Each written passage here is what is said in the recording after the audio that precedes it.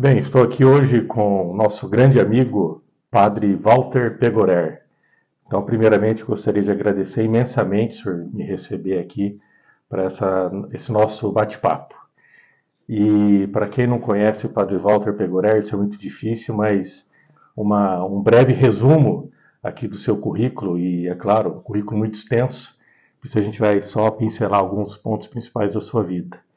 Que o Padre Walter Aparecido Pegorer, que nasceu em dezembro de 1948, lá em Arapongas, e veio para Apucarana em 1969. Ficou padre por 8 anos. Depois casou-se com a dona Bernadette e é pai de 2 filhos, a Mônica e o André. O senhor já tem uma carreira política bem extensa. Foi candidato em várias ocasiões, ocupou vários cargos de comando dentro da estrutura administrativa do estado do Paraná, mas o que marcou mesmo para o Vale do Ivaí, para Apucarana, foi 3 mandatos como prefeito, de 93 a 96, de 2001 a 2004 e de 2005 a 2008. Então, uma vasta carreira política, o que coloca o senhor como uma pessoa muito importante dentro da política, da estrutura política administrativa do estado do Paraná. Então, mais uma vez, obrigado aqui por nos receber. Bem, Padre Walter, vamos conversar sobre vários assuntos, mas, claro, não tem como deixar de conversar sobre política, né? Uma pergunta que qualquer esquina a gente ouve comentários. Agora a gente gostaria de saber do Padre Walter. Qual a sua avaliação do primeiro ano do governo Lula? Olha, eu ainda estou, a expressão popular é o seguinte, estou em veremos. Né? Ainda não deu para avaliar. É claro que quando é eleito um presidente, um governador, um prefeito de cidade, mesmo aqueles que não votaram naqueles que foram eleitos, a expectativa sempre é positiva, né? Que a vida do povo melhore. E ainda não deu para perceber isso nesse governo, né? Eu ainda continuo com a expectativa de que a vida do povo melhore. Porque, aliás, o papel do dirigente de um país, de um estado, de um município, é exatamente interpretar os sonhos do povo e ajudar a realizar esses sonhos. Esse é o papel, esse é o desafio. Né? Então, eu acho que é uma equipe de governo muito pulverizada, vamos dizer, gente de todas as esferas políticas e nem sempre tem a mesma sintonia. Né? Então, ainda eu fico com ponto de interrogação. Padre Walter, quando a gente fala sobre política, né? Isso é um assunto que afugenta muitas pessoas. Tem gente que fala, não, isso daí não é comigo, eu não vou conversar sobre isso. Política, eu aprendi, inclusive, com o senhor, que a gente tem que exercer até mesmo dentro de casa, né? Com a vizinhança, é a arte do diálogo. Então, é uma necessidade a gente discutir sobre política. E até, na minha opinião, quando a gente se afasta um pouco da política, alguém vai ocupar esse lugar e nós vamos ser governados por essas pessoas. Depois de praticamente 40 anos aí no meio político, com essas discussões no seio político, e o senhor viveu várias fases. Hoje, como o senhor avalia? O meio político mudou do que era lá da década de 80 para hoje? Nós estamos vivendo uma nova política, novas pessoas, o jeito de fazer política está errado? Na verdade, existe um único jeito de fazer política, com seriedade, com propósitos, com a busca de uma qualidade de vida compatível com a dignidade humana. Essa é a forma de fazer política. Então, o propósito da política é o mesmo, desde quando ela foi concebida, desde lá de Sócrates, de Platão e assim por diante. No entanto, infelizmente, a política depende de pessoas. A política é um verdadeiro sacerdócio. A política é algo fantástico. É uma forma que a gente tem de sair de dentro da gente para ir ao encontro dos outros. E eu conheço muitos políticos que atuam dessa forma, mas infelizmente parece-me que com o passar do tempo existe o carreirismo político, as pessoas que querem ser eleitas para levar vantagem. Infelizmente existe isso desde vereador até presidente da República, não é? Então, eu acho que a política, a concepção de política é a mesma, mas a forma de fazer política, ela está se deteriorando a cada ano que passa. O senhor nasceu dentro da política com a bandeira social. O senhor já tinha ações dentro do meio social. Aí a gente pode falar o CEPRUSB, depois veio o IPROPAR, né? Mas o senhor sempre falava, eu posso ter a oportunidade de fazer para a cidade inteira o que eu faço somente para esse grupo de pessoas. Hoje a gente vê vários políticos carregando bandeiras. A bandeira do social ainda existe? Existe o político que está preocupado com o social? Está faltando esse tipo de político hoje?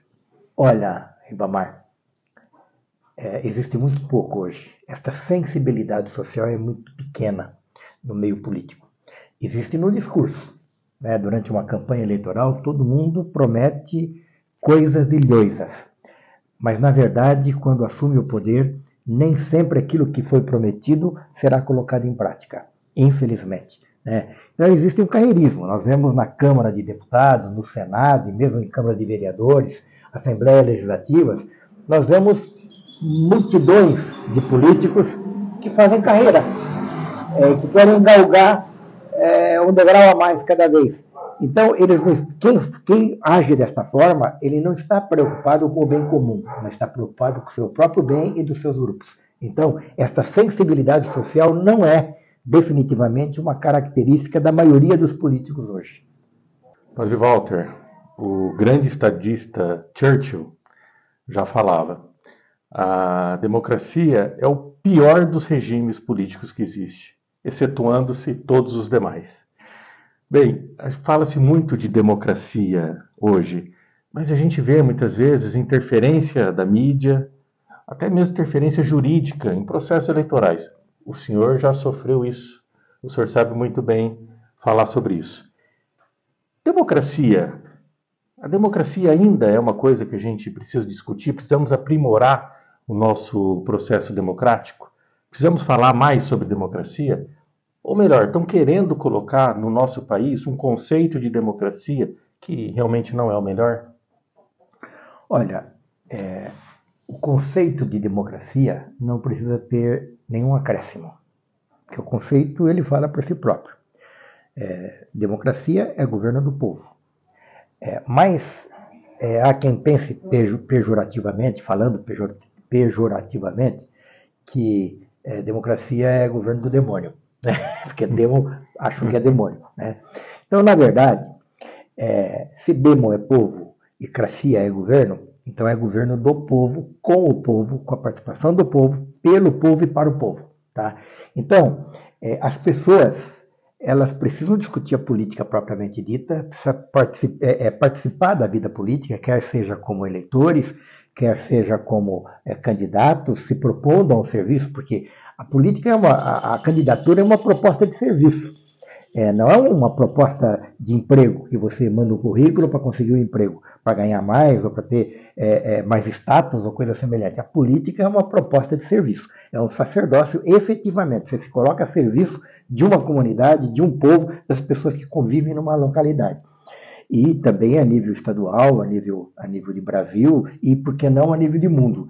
Nós estamos vivendo hoje, no mundo inteiro, uma crise da democracia proporcionada e promovida por aqueles que querem defender, entre aspas, a democracia. Nós estamos vendo aí as guerras, lá no Oriente Médio, estamos vendo lá a Rússia com a Ucrânia. E, recentemente, eu vi uma mensagem do presidente da Rússia, o Putin, pedindo cessar-fogo no Oriente Médio. Agora, ele continua com fogo mantido lá na Ucrânia, uma incoerência. E tudo isso em nome da democracia, né? Então, na verdade, democracia não é o que nós estamos vendo, mas democracia é quando o povo se sente bem, quando o povo pode confiar, pode acreditar, pode ter esperança, pode sonhar e pode realizar os seus sonhos. Padre Walter, o nosso país, o Brasil, é um país muito extenso, grande, e tem muita diversidade econômica, cultural. O brasileiro, através desses anos, o senhor acha que ele aprendeu a votar? Não. A maioria absoluta não aprendeu a votar. Eu vou colocar aqui um episódio que aconteceu por ocasião daquela eleição em que o Collor foi eleito presidente da República. E o Collor, ele apareceu diante da opinião pública, através das mídias, como o caçador de marajás. O homem que iria acabar com a roubalheira no país. Tá? E, inclusive, saiu na capa da revista Veja, ele vestido com um turbante, um troço qualquer, dizendo caçador de marajás.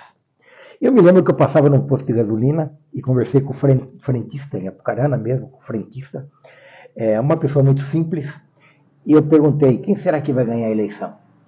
Ele falou assim, eu vou votar nesse Tarde Cola de Mela. Não sabia nem quem era, mas vou votar nesse Tarde Cola de Mela. Pela influência, porque ele falou que ele é honesto, ele falou que ele ia fazer, ele falou que ia acontecer, e as pessoas confiaram. Né? Então, o maior problema da política é que as pessoas que são candidatas, elas ludibriam o povo, o eleitor, o mais simples, prometendo aquilo que é direito dele. Ninguém precisa prometer aquilo que é meu direito. Ninguém precisa dizer que vai fazer aquilo que é obrigação fazer quando se está diante de um poder. Né? Então, realmente é preciso repensar tudo isso. O povo, na sua maioria, não aprendeu a votar. Padre Walter, acho que o senhor foi candidato a primeira vez a prefeito, foi em 82? Em 82. Depois o senhor foi novamente candidato em 88, vice na chapa do Waldemir Mirão. Isso. Depois, em 1990, candidato a deputado federal. Isso. Em 1992, um bar chamado Ponto 3 em Apucarana. Isso mesmo. Na sobreloja houve uma reunião onde foi indicado o nome do Padre Walter para concorrer a prefeito de Apucarana, onde o senhor realmente conquistou seu primeiro mandato. E 75% dos votos. O senhor voltaria? Olha, hoje eu não tenho mais idade para isso. Né? Vou fazer 75 anos. Eu dediquei, eu diria que a maior parte da minha vida a serviço das pessoas. Quer seja como padre, quer seja na área social, através do CEPRUSB, do IPROPAR. Na área da saúde, eu trabalhei como atendente de enfermagem na antiga Santa Casa de Apucarana, ajudei a coordenar o processo de construção do Hospital da Providência, e depois como prefeito. Eu nunca fui vereador, nunca fui eleito para outro cargo, e enquanto prefeito por 3 gestões, mediante a confiança do povo, eu sentia a cada dia que eu não podia frustrar as expectativas das pessoas. Eu não podia decepcionar as pessoas que acreditaram em mim. E tanto que nas minhas campanhas, nas 3 campanhas que eu fui eleito prefeito, eu dizia para as pessoas o seguinte: votem no seu sonho. E eu vou tentar me esforçar para realizar o seu sonho, que é a sua expectativa, que é a sua confiança. Então é claro que se eventualmente eu precisasse, por uma razão ou por outra, ser de novo candidato, de repente eu teria que repensar. Mas hoje, eu acho que eu cumpri a minha missão. Eu desenvolvi o meu papel e continuo nesse trabalho de serviço à população, sobretudo os mais pobres, os mais humildes, os mais carenciados. Né? Acho que a minha missão continua. Né? E acho que Deus, quando criou a gente, permitiu que a gente nascesse, Ele deu missões para a gente. E a vida da gente é de Deus. E quando Deus entender que a gente cumpriu as missões, Ele chama a gente de volta. Como já chamou milhares de pessoas de volta, que cumpriram a sua missão de uma forma ou de outra, direto ou indiretamente, mesmo que não tenham sido bem interpretados pelas outras pessoas. Né? Então, eu acho que, neste momento, eu não penso em ser candidato. Eleições de 2002. Vamos falar um pouquinho aqui de história. Primeiro turno para governador. Álvaro Dias, 31% dos votos. Requião, 26% dos votos. Beto Richa, 17% dos votos. O senhor apoiou Beto Richa em Apucarana, era do mesmo partido. Segundo turno dessa mesma eleição. Requião virou o jogo, foi para 55% dos votos e foi eleito governador do Paraná. E o senhor apoiou o Requião no segundo turno. Eleição de 2006. também para governador. Requião, 50,1% dos votos contra Osmar Dias. Pouco mais de 10 mil votos fez o Requião governador do Paraná. E Apucarana foi, eu lembro naquela época, dentre as cidades de médio e maior porte, a única que deu vitória para o Requião. O resto foi tudo a vitória no interior do Paraná. A única cidade com expressão que o Requião ganhou do Osmar foi Apucarana. Pode-se falar que Apucarana deu mais um mandato para o Requião com o seu apoio. Em 2008, o senhor elegeu o João Carlos, prefeito de Apucarana. O Padre Walter é um cabra bom para transferir votos? Olha, sozinho ninguém vai a lugar nenhum. Sozinho ninguém é ninguém. Tem a sua personalidade, tem os seus princípios, tem os seus propósitos, mas a gente só é um líder com um grupo de pessoas. E a gente teve a sorte, o privilégio, de nesse período todo, né, desde 1993, aliás, a primeira eleição minha foi em 82. Não, que eu fui eleito. 92. Desde 1992, eu tive o privilégio de me cercar de pessoas do bem, que foram comigo para a administração, isso nas 3 gestões. Foram comigo para a administração para fazer um trabalho pela comunidade. Então, tudo aquilo que foi feito nas minhas gestões foi feito por um grupo de pessoas. Inclusive, você participou de um momento cuidando da saúde da população de Apucarana. Então, eu não sou um cabo eleitoral. De repente, eu tenho pessoas que confiam em mim, que acreditam em mim. Eu sei que tenho, né? Assim como eu acredito em tanta gente, né? Então, é claro que uma palavra da gente pode ajudar alguém a refletir. Porque cada um, na hora de votar, tem que viver a sua liberdade. Eu acho que Deus criou a gente com inteligência, com sabedoria, com capacidade de discernimento e com liberdade. E é com a liberdade que a gente faz escolhas, né? A gente escolhe ter boa saúde ou má saúde. A gente escolhe conviver bem numa comunidade ou viver atritando numa comunidade. E a gente escolhe aqueles que vão liderar, aqueles que serão vereadores, prefeitos, deputados estaduais, federais, senadores, governadores, presidente da República. E essa liberdade faz com que as pessoas possam refletir quando alguém que tem bons propósitos ajuda a refletir. Então, o que nós fizemos, né, nessas eleições, ajudando governadores a serem eleitos, foi transferir a confiança que depositavam em nós para aquele que foi eleito. Então, eu acho que, nesse sentido, todos nós podemos contribuir com o processo democrático elegendo pessoas do bem.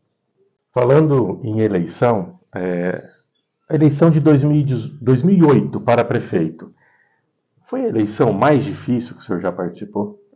Foi. Foi uma eleição desafiadora, porque naquela época nós precisamos de continuidade nos projetos, no planejamento feito. Nós tínhamos recém-criado uma universidade, a FACE, Fundação Apucarana Cidade e Educação, que o futuro era uma faculdade, o futuro seria uma universidade que traria grandes benefícios, não só para Apucarana, mas para toda a região. Dentre tantos programas, a Educação Integral, por exemplo, que era uma realidade, que virou uma vitrine para o Brasil inteiro e até para a gente do exterior, eu não tenho dúvidas que a época que nós criamos a Educação Integral em Apucarana, eram 3 municípios no Brasil inteiro que eram tidos pelo Ministério da Educação como modelos da Educação Integral. Era Belo Horizonte, uma capital de estado, e era uma cidade do Rio de Janeiro, que me fugiu agora o nome, que era uma cidade de 1 milhão de habitantes, e Apucarana com 100 e poucos mil habitantes. Então, tudo isso precisava continuar. E foi um desafio muito grande, porque nós tivemos um poderio econômico tentando desmontar essa proposta de melhoria da qualidade de vida do povo. Mas nós vencemos tudo isso com seriedade, com humildade e com um exército de pessoas do bem que participavam, eram as pessoas que historicamente vinham vindo comigo, acreditando nos meus propósitos e eu acreditando nas boas intenções dessas pessoas. e nós acabamos sendo vitoriosos também naquela eleição. Padre Walter, a gente via em Brasília, lá na Câmara dos Deputados, muitas vezes quando tem aquele quadro que o repórter pergunta para um político da situação e um da oposição sobre o mesmo tema. E aí um dá a sua versão ou a sua opinião, na sequência o outro dá o seu parecer totalmente contrário, é claro. E aí os dois discutem um pouco, quando acabou aquela entrevista os dois saem abraçados, vamos tomar um café junto, vamos almoçar junto. Na política existe o pessoal e existe o político. O caráter pessoal e a ideologia política. A gente nunca pode misturar. Algumas contas do Padre Walter, da gestão do Padre Walter, tiveram aprovação, com ressalvas, pelo Tribunal de Contas. Isso acontece com muitos gestores, a gente vê corriqueiro. E a Câmara de Vereadores, em alguma situação, desaprovou as contas do Padre Walter. O senhor acha que o político de hoje ele precisa se aperfeiçoar e saber separar o que é pessoal e o que é político? Olha, primeiro, acho que o político, vamos falar do legislador, né, que são aqueles que aprovam ou desaprovam contas. No caso específico, no município, são os vereadores. O primeiro, eu acho, é um erro histórico, porque o órgão no Estado ou ligado aos municípios, que analisa as contas dos municípios e do próprio Estado, ele tem técnicos, tem contadores, tem pessoas que se aprofundam em estatísticas, em legislação e assim por diante. Bom, então, os técnicos, eles analisam sob o ponto de vista técnico, mas, infelizmente, às vezes há alguma influência política também, de um, de outro, indiretamente, diretamente. Isso é coisa que deve acontecer no mundo inteiro, né? Porém, na Câmara de Vereadores, os vereadores não têm, ele tem competência legal, mas não tem competência técnica para analisar as contas. Ele não entende de contabilidade, via de regra, porque às vezes a pessoa ela vota sem saber o que está votando, ou porque alguém pediu para votar dessa ou daquela forma. Então, na aprovação ou desaprovação de contas do prefeito ou do município, entra muito em jogo as tendências políticas, a ideologia política, que no fundo não é ideologia, é uma fisiologia. O sujeito ele vai para o lado que o vento toca. Onde é que eu vou levar vantagem? Eu me lembro, eu vou colocar aqui um fato, eu me lembro que quando nós discutíamos a renovação do contrato com a Sanepar, para cuidar de água tratada, de esgoto sanitário, captação de esgoto, estações de tratamento de esgoto e assim por diante, da água e assim por diante. Então, nós tínhamos discutido com a cidade inteira a respeito disso, com audiências públicas. E aí, na hora de votar, dependia da Câmara, na hora de votar, 3 vereadores me procuraram e perguntaram: escuta, o que nós vamos levar com essa aprovação aí? Nós vamos votar favorável, mas o que nós vamos levar? Eu me lembro que eu falei: vocês vão levar água tratada, vão levar menos doença, vão levar esgoto captado e tratado, e assim por diante. Melhor qualidade de vida. Não, o senhor não está entendendo. Eu falei: eu estou, talvez vocês não estejam entendendo, mas eu estou entendendo. Então, infelizmente, tem o lado partidário na Câmara. Porque não importa o partido que a pessoa escolheu, o que importa é que ela tenha lisura, que ela tenha princípios de justiça, de verdade, de seriedade, de compromisso com a qualidade de vida do povo. E não é em todo lugar que tem isso. Com relação às contas, então o que acontece? Eu já tive, de fato, contas aprovadas com ressalvas. Que são ressalvas? Ressalvas são observações. Olha, isso aqui, tecnicamente, talvez pudesse ser feito diferente, etc.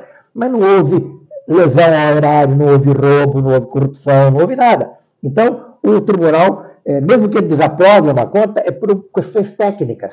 E, às vezes, na Câmara, a conta está aprovada com ressalvas, mas os vereadores, ou a maioria dos vereadores, apoiados por fulano, beltrano, ciclano, resolve desaprovar as contas. Então, isso é triste. Isso acontece não só na área de município, mas acontece também na esfera estadual, na esfera federal. Então, isso é muito triste, né? E causa constrangimento para a pessoa, porque a mídia, a imprensa, que às vezes tem outros interesses que não são o bem do povo, ela aproveita para destruir ou tentar destruir a imagem de alguém. Se bem que ninguém destrói a imagem de ninguém. Né? A imagem da gente é da gente mesmo a vida inteira. Tá? Bem, 3 mandatos como prefeito, muitos projetos, muitas realizações. Fica difícil até para o entrevistador fazer essa pergunta, porque eu vou pedir para o senhor resumir em 3 projetos todo o legado político-administrativo que o senhor deixou para Apucarana. Olha, eu aprendi na vida, e aprendi com meu próprio pai, com a minha família, que a gente tem que passar pela vida e deixar marcas. Marcas que constroem, que edificam, que trazem saudade de alguma forma, que trazem otimismo. Né? Então, em toda a esfera que a gente ocupa, a gente tem que passar e deixar marcas. Eu reflito sempre que a vida só tem presente. Ela não tem passado e não tem futuro, ela só tem presente. Quando eu chegar no futuro vai ser presente. Né? E o passado já passou. Então, o que é gratificante para a gente é rever tudo aquilo que a gente fez e trazer isso como prêmio para o momento presente. Então, eu tenho saudades de coisas que nós construímos juntos. Uma bandeira que eu sempre defendi foi da educação. Porque eu entendo que a educação, ela encurta distâncias entre a pobreza e a vida compatível com a dignidade humana. Entre o analfabetismo e a cultura, a pessoa que é culta, que é sábia e assim por diante. Entre grandes e pequenos. Então, a educação é fundamental. Se cada município fizer bem os seus projetos de educação, nós vamos ter uma sociedade nova, uma sociedade diferente, que vai ressuscitar, que vai sentir o valor da vida, o gosto pela vida no futuro. E o que nós estamos vendo hoje no mundo, infelizmente, é o contrário disso. Por falta de uma educação verdadeira de base, por falta de uma política decente, nós temos uma violência incomum, uma violência que cresce a todo instante a olhos vistos, a olhos nus. Né?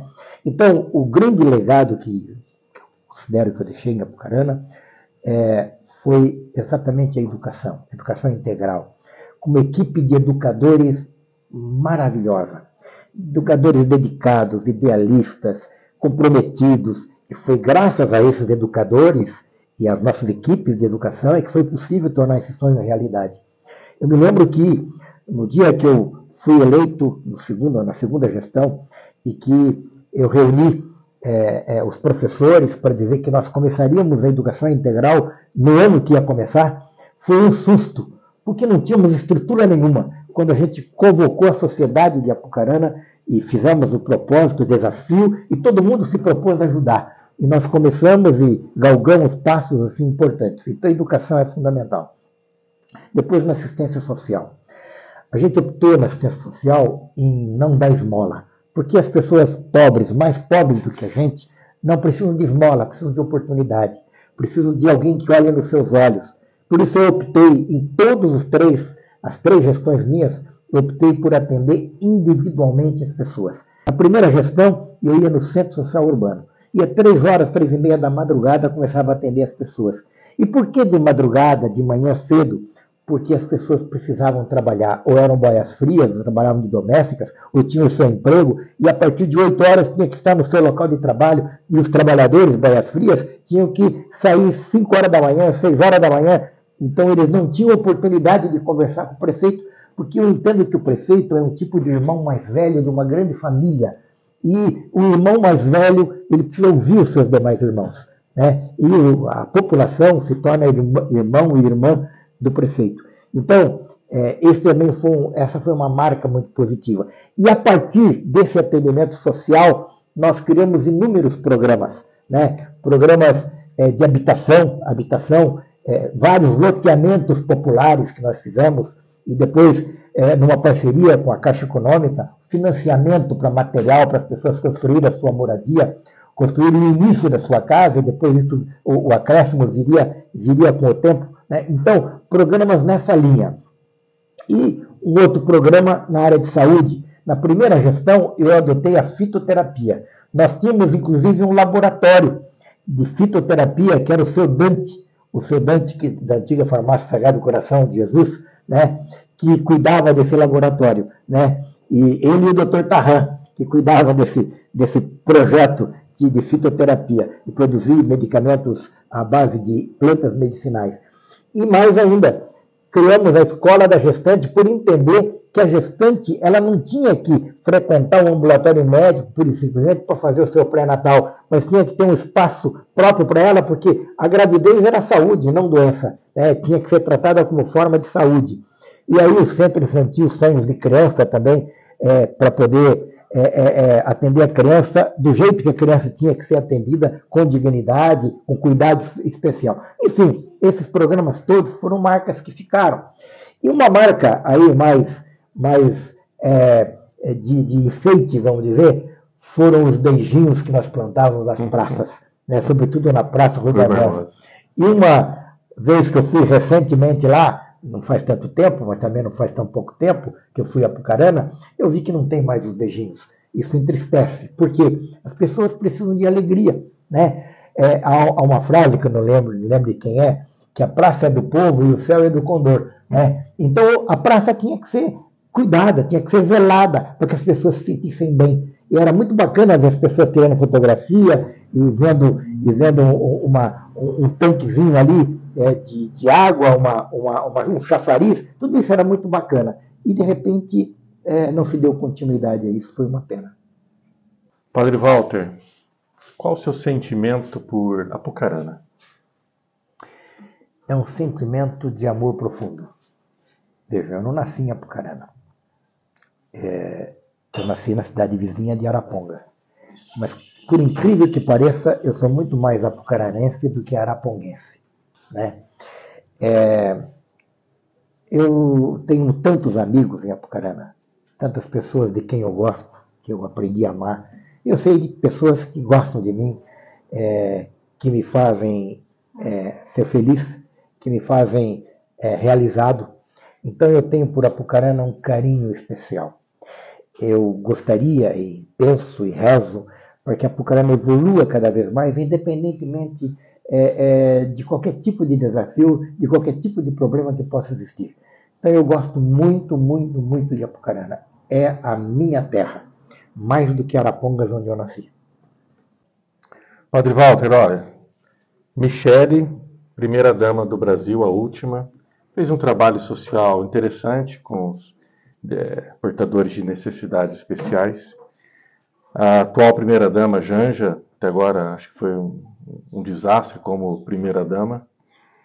Dona Bernadette, como primeira-dama, como é que foi, Padre Walter?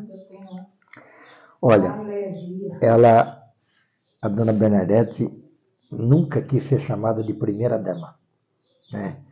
E quando alguém se referia a ela, diretamente a ela, falando primeira-dama, ela chegava buzina em casa, tá? Porque ela não era primeira-dama. Ela andava de ônibus e muita gente dizia, mas por que o carro da prefeitura não pega? Ela dizia aquilo que é o lógico. O carro da prefeitura é da prefeitura e eu não sou funcionário da prefeitura. Eu sou apenas a esposa do prefeito. Aliás, não existe o cargo de primeira-dama. Esse primeira-dama é uma fantasia. Né? Existe a esposa do prefeito. Ela não tem que ter uma atividade pública.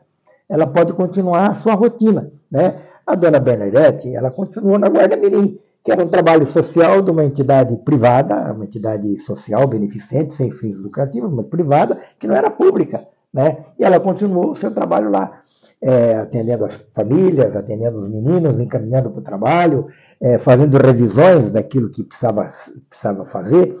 Então, eu acho que a primeira-dama ela tem que se comportar como uma apoiadora do marido.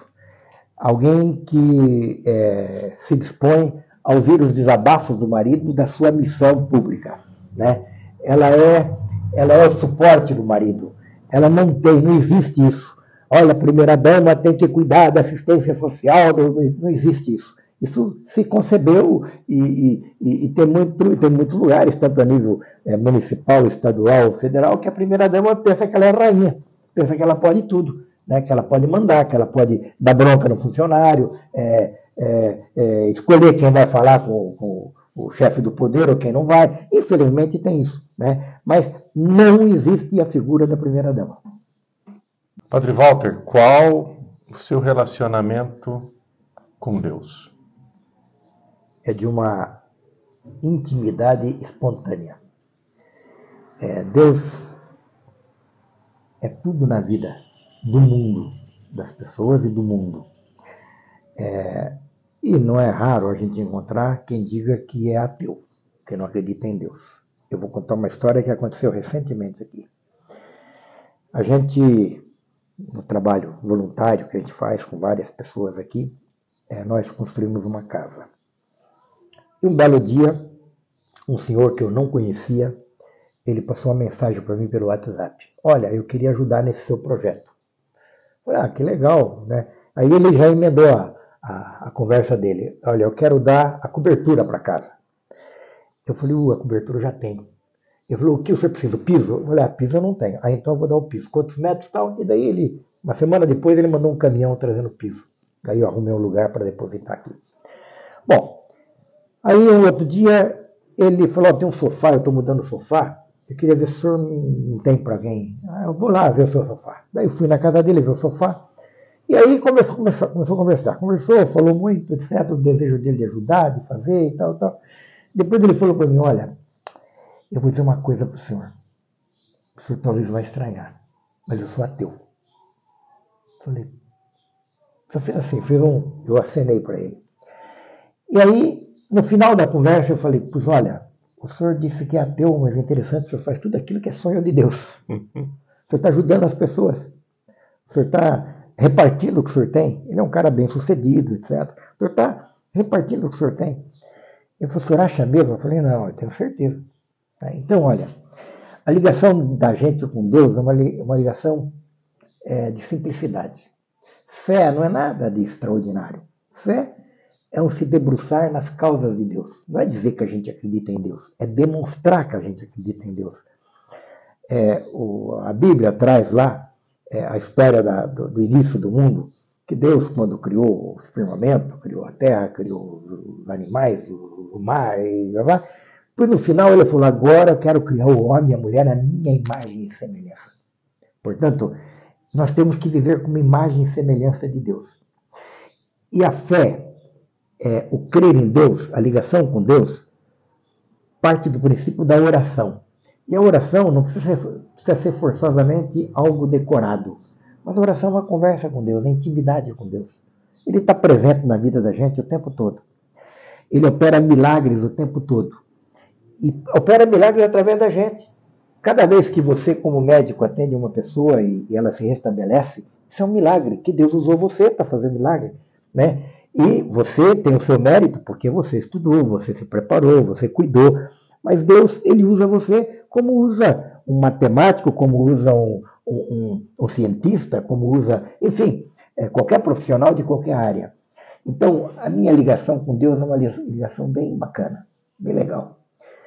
Eu tento transmitir isso para as pessoas nas celebrações que eu faço, nas homilias que eu faço, nas reuniões que eventualmente eu faço, no atendimento que eu faço, eu atendo as pessoas individualmente aqui, todos os dias, quando as pessoas marcam, eu agendo para ninguém ficar esperando e eu atendo. Se ela não pode de dia porque trabalho, eu atendo de noite ou fim de semana. Então, a minha ligação com Deus é muito gratificante. Eu sou muito feliz pela fé que tenho. Bem, então, gostaria de agradecer imensamente essa oportunidade para essa conversa, Padre Walter, ter recebido a gente aqui, sempre com muita simpatia e muita transmissão de conhecimento. Não poderia deixar aqui de mencionar 2 dos livros que o senhor escreveu, né? Um deles é esse aqui, Os Sonhos do Povo, que é praticamente uma autobiografia, muito interessante a leitura, e esse outro que é Educação Integral, né? Que é um guia, praticamente um guia para o educador ou para o administrador da área da educação para a implantação de educação integral no município. Agora, a gente conversou sobre projetos, né? E eu queria então externar aqui um que eu achei muito importante na administração, que eu fiz parte junto com o senhor, e isso através de uma foto. Eu gostaria que o senhor reconhecesse aqui a foto. qual é o momento onde foi tirada essa foto. Tem algumas figuras que a gente não gostaria que estivessem aí hoje, a gente pode falar isso. Quando a gente definiu a oncologia de Apucarana, lá em Brasília, com o ministro da Saúde, José Gomes Temporão, onde, nesse momento, que estava em risco a oncologia no município de Apucarana, foi que a gente fez um arranjo político muito bom e foi definido, não, Apucarana vai fazer parte da rede oncológica do país, e é um projeto de grande avanço que até hoje, desde 2008, impacta muita gente num período de sofrimento, é claro, né, quando está atingido por uma moléstia, pelo câncer, mas foi lá, foi aqui o embrião desse grande projeto, que é um projeto duradouro aí no município. Olha, Ribamar, esse projeto do qual você fez parte enquanto secretário de saúde à época, é um projeto que fica para a prosperidade, né? Porque o projeto é algo que é projetado, né? Ele é sonhado, mas a concretização do projeto é que é o lado bom, né? E não há projeto que dispense sacrifício, desafios, corrida, rapidez, né? E nós tivemos isso. E nós conseguimos, né, esse trabalho, porque o câncer é uma doença no mundo inteiro que já matou tanta gente que poderia estar viva até hoje, por falta de assistência, por falta de uma estrutura. E este centro de oncologia em Apucarana não era de Apucarana, não é de Apucarana inteira, porque atende todo o Vale do Ivaí praticamente, né? Então, isso aqui é muito gratificante. É uma história importante. Por isso que eu acabamos falando agora há pouco, que o que importa é passar pela vida e deixar marcas, né? Você olha para trás com saudade do passado, mas vivendo o presente, né? E imaginando como será o futuro, mas não se preocupando com ele, porque ele vai chegar e a hora que ele chegar ele é presente, né? Então, uma ação como essa, que nós desenhamos juntos, discutimos tantas vezes juntos, e conquistamos, graças aos bons propósitos de políticos envolvidos nesse projeto, como o ministro da Saúde da época, né? Então, realmente, é muito gratificante tudo isso. E quando Deus chamar a gente de volta, Ele certamente vai observar o que Ele pôde fazer através da gente. Claro que Ele poderia fazer por conta dele, mas Ele quer usar a gente para fazer o bem. E isso aqui é a concretização de um dos projetos que eu considero milagre. Milagre é isso, é quando o bem é feito, né? E Deus não quer absolutamente agir sozinho. Ele quer agir através das pessoas que Ele criou, senão Ele não teria criado, né? Muito bem, está aqui. Parabéns. Valeu. Parabéns para você, para nós.